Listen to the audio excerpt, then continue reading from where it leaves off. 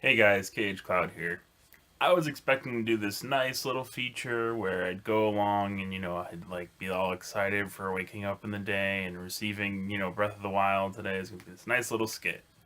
Well, Amazon decided to poop on that parade a little bit because they weren't able to get my order in today, so I'm not gonna be able to get the physical copy now. I kind of talked with them and they were able to give me a refund and some money so that I can get there, or some promotions so that I can get the digital copy. So that's gonna have to happen. So unfortunately, there's gonna be no unboxing of Breath of the Wild, as I kind of hoped to put at the beginning of this video.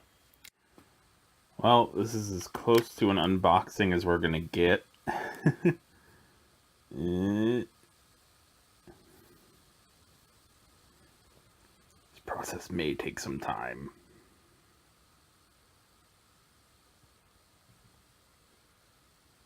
Slow, dramatic zoom.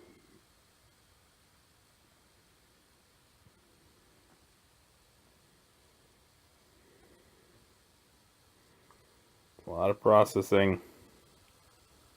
It's a lot of processing. It's really, really tremendous amount of processing.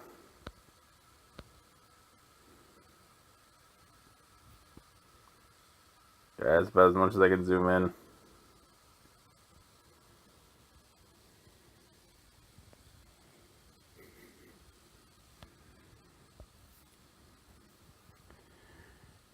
Oh, look, there it went away. Download will start automatically. Yay! Hey guys, Cloud here. So, I just finished playing 2 hours of Breath of the Wild. And, there's a reason the game has perfect tens, right? So, it's amazing. It's one of the best intros I've ever played. The story is light. There's very few cases where, like, you owe a Skyward Sword. There was a lot of kind of, oh, come on, get going, get going. I want to play. There's very little of that. I mean, even from the start, like, you can go and just go off some random direction and not even really do what it's telling you. It kind of seemed like in the E3 demos that they were going to be having this constant, like, go to the point in your Sheikah Slate. Go to the point in your Sheikah Slate. That's not happening here. It happens once, and then from there you can just go screw off somewhere or whatever. You can't leave the Great Plateau yet, I don't think, because they say it's certain death. You have to get a paraglider to help you get off the Great Plateau, and I just got that. So I'm not even off the intro area in the 2 hours that I played, and I was playing it quickly. Like, I was playing it like, yep, go from this place to this place, do exactly what it tells me, exactly, following everything. This is just a brief glimpse of this huge world. And that's one thing that I noticed in this. The designers were really proud of this world. Because as soon as you leave the little small cave that you start in, it shows you the whole world. Everything. Because they want you to just get into it. They don't want to keep you from getting involved into this world. In as many places as they can, they want to show it off. And they do. The graphics definitely looked improved since E3 on the Wii U version. That's what I'm playing it on. I'm playing it on the Wii U. There is one issue that I would bring up with this. Just one. That. It doesn't use the gamepad at all. Not even for the inventory management, where it would have been really helpful at many times. And in fact, all you see is just tap here to play on the gamepad. And I don't think there's a way to shut that off. Let's see really quick if there is. System options. I could use Amiibo now. um,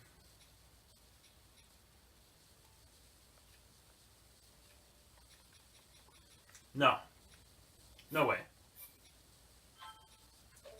There's absolutely no way to get this to stop going on, from what I can tell, unless there's some other menu or something. And there is no start menu when you go into this, at least on the Wii U.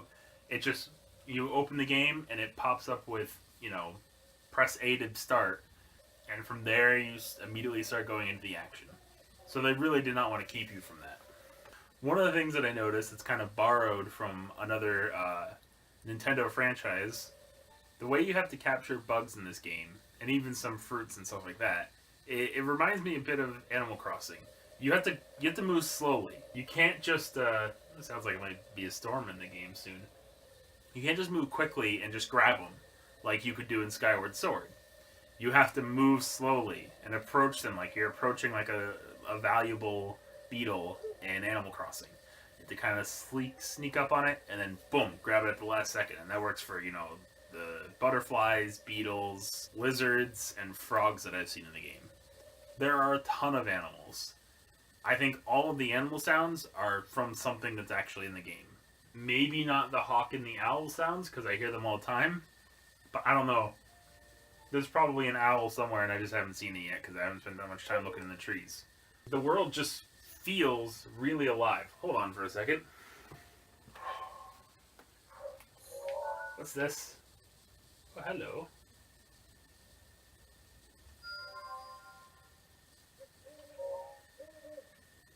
Comet just dropped. So I'm going to have to go there in the future. So the weather and the animals in this, the constant sounds and stuff, it feels like being out in the wild. I know I kind of live out in the wild. And it's exactly like that. It's exactly like going around and just, there's animal noises all over the place. You can hear them walking around here and there. You can hear them calling out. You can hear crickets and frogs all the time. And the wind will pick up and bluster past you, and you'll see the clouds form up, and then sometimes it rains and sometimes it doesn't. Like, kind of like in real life. Sometimes it picks up, and you're just on the edge of a cloud of a storm, and so you don't get it. You don't get hit by the storm. So it just kind of it makes it feel like the world is kind of breathing. The level design in this game. And this is in part because of the way that they actually designed it, which I found out a couple days ago. But you can tell even just when playing it. When I was playing it, the level design felt familiar. It felt like something I had gone through before, but not quite that familiar. Just like, this all seems, I kind of remember some of this somehow. That's in part because the level design was done in 2D. It reminds me of the level design from Legend of Zelda, from Link to the Past, and A Link Between Worlds. It is very, very similar to that. It's very familiar to that, and in a good way. So I'm very glad to see them actually go back that way.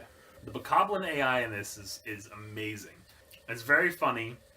There was a time when I was fighting one of the Bokoblins, knocked him back, and he kind of went forward to go reach for his weapon that I had knocked down, and I put my weapon away and grabbed his weapon, and he was like, "What?" Like, he jumped back, like, "What the fuck?" And then I just beat him up a few times after that. Getting the flurry rush timing can be somewhat difficult. I managed it a few times, and one time it was really, really, good because I was this close to dying. I haven't died yet, actually, but I've also been very, very cautious. I have been trying to avoid dying at all costs, and I think I've done, well, obviously I haven't died yet, so I've done a pretty good job at it. But there was another time when I was fighting the Bokoblin on the side of a mountain. I started sniping them with bow and arrow, and they started to roll these big snowballs down the fucking hill at me. And I was like, oh god, and trying to run away. I haven't encountered something like that often in video games. I did notice a little bit of performance issues here in the Wii U. So there was one time where I hit a boulder after putting it in stasis, and it was flying up in the air, and then disappeared.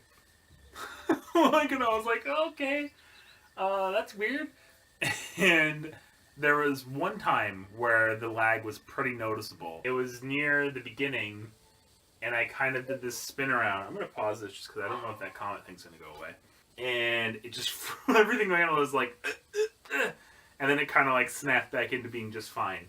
But it's nowhere near the performance issues that I experienced with The Last Guardian, and that didn't affect me that much in that game. Like that, I was kind of like, yeah, it's okay, it's not the best, but I'm still cool with this. Like, it's nothing that's going to stop me from enjoying the game, and that's the same case here. This is a bit of a light spoiler, but it seems like part of the way that the story is done is through these collectibles called memories. And I think that's part of what Aonuma was talking about when he was like, "Oh, there's a different way to go through the game and discover, really what's happening." That's what I think those memories are, and they're kind of marked by like film reels. I'm imagining that they're all cutscenes. I wouldn't be terribly surprised if at some point you go back in time. There's really nothing in the story to say that that's going to happen yet, but it doesn't seem like it's that out of order for Zelda, especially because of Ocarina of Time. But for this game, the signature humor of the Legend of Zelda series is not absent from this at all. There are some very funny points. When you go to set off the towers for the first time, it kind of pops up with a warning saying, "Watch out, falling rocks." And it just does it right before the fucking tower shoots up, so the rocks are going to fall near you anyways. So there are moments where Link holds his arms out like this. It's not where you would expect it to be based on previous games, but it's still there. So there's a lot of the tropes have been mixed up like that. There's still the music that you get from opening a chest, but it's not when opening a chest, but it's the same music that you get in the other games when you would open like a big story chest, like instead it's found when you're discovering runes. When you go to put them into your Sheikah tablet, or Sheikah slate as they call it, it kind of makes that noise, but it's not as like fanfare-y. It's like a little bit like techno-ish, which fits with the way the Sheikah slates go. There are some context-aware animations in this game, which I'm very happy to discover, because I don't think there were any in Skyward Sword. I wasn't sure if there were really going to be that many in any Zelda game, but one of the things that I love about this game, and this game is going to be a game that people look on for the future. Developers that are going to be working on open world games should look at this and look at the way that it handles its tutorial. It reminds me a little bit of Uncharted, because in the Uncharted series, when they've had their tutorials, they don't really force them on you. They don't really go, "Hey, look, this is the tutorial, you have to do this before you go and do anything."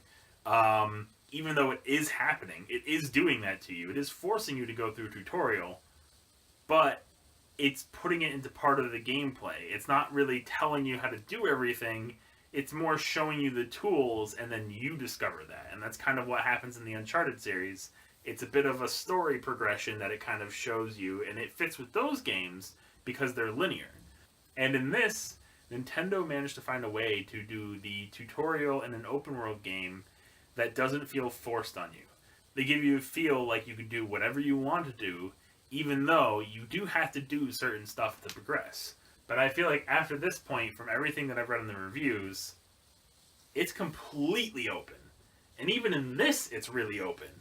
It's more open than any Zelda game has been since Link to the Past, basically. Overall, this game definitely has me hooked. That's why I'm presenting this here, because I'm going to go right back into that. I'm not going to go downstairs and go and record in the area that I typically record. No. I'm going straight back into this game. Yeah, I'm going to go do that right now. Peace.